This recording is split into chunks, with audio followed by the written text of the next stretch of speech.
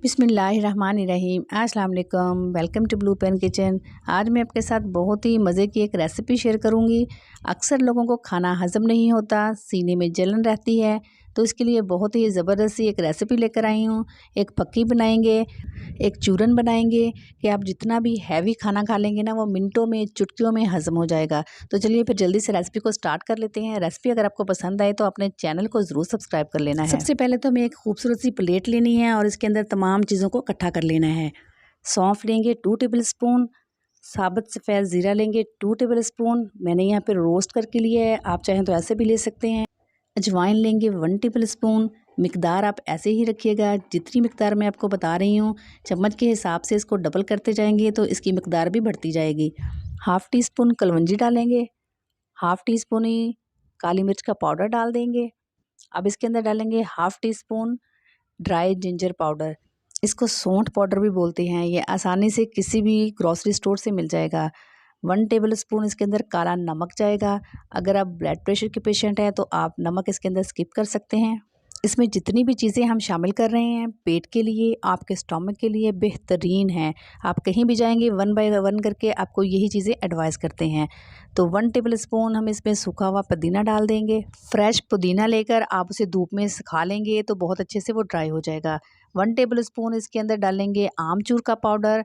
अब इसके अंदर एक बहुत ही ज़बरदस्त सी चीज़ बाकी है जो कि हम अलहदा से पीस के बाद में डालेंगे।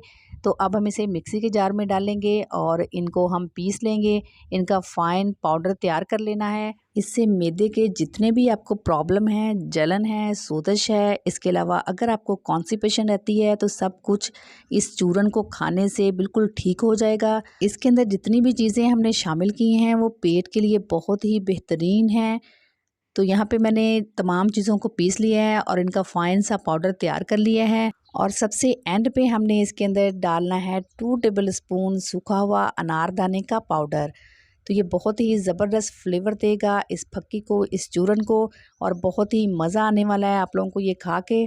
ज़बरदस्त था ये चूरन। मैदे की तमाम बीमारियों का हल बड़ी आसानी से हम घर की रेमेडी से तैयार कर लेंगे और बहुत ही ज़बरदस्त इसका फ्लेवर होगा। ये चूरन खाने में भी बहुत मज़ेदार लगेगा। वैसे भी इस फक्की का बहुत ही ज़्यादा फ़ायदा है। आप रोज़ाना खाना खाने के बाद इसे इस्तेमाल कर सकते हैं।